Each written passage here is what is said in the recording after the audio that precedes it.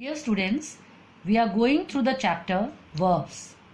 Today's topic is direct object and indirect object. Before that, let us have a quick revision of verbs. There are two types of verbs, transitive verbs and intransitive verbs. Verbs which take object to complete its meaning are known as transitive verbs.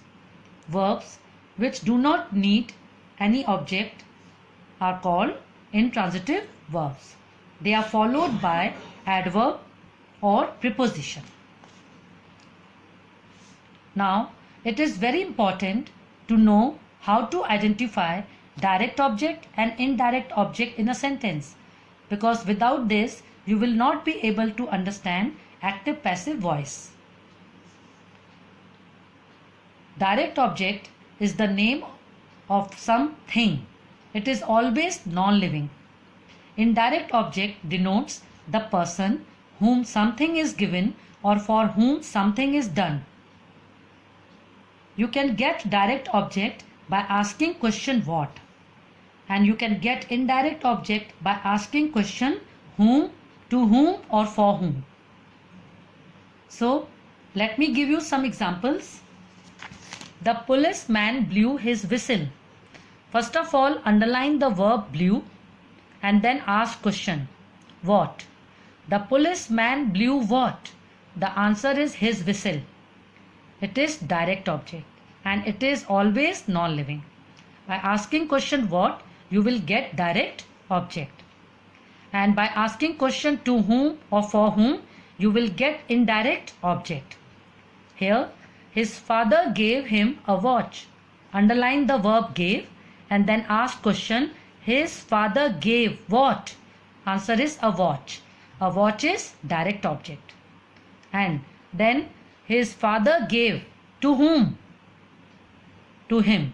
Indirect object. Then when you are asking question to whom or for whom, the object is indirect and it is always living.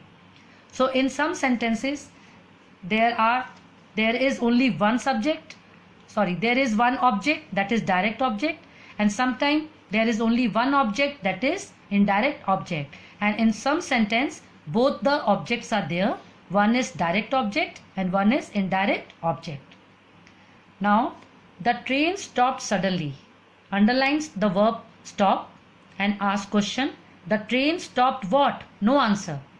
That's why the verb stopped is intransitive verb. Suddenly is not an object. It is adverb. I told you in intransitive verb, the verbs are followed by adverb or preposition. Now most of the verbs are used transitively as well as intransitively. You can understand this in this way. The driver stopped the train. Underline the verb stop and ask question, the driver stopped what? The train. The train is direct object. When you are getting object, the verb stopped is transitive. Here, the train stopped what? There is no answer. There is no object. So it is here the verb stopped is used intransitively. Suddenly I told you it is adverb.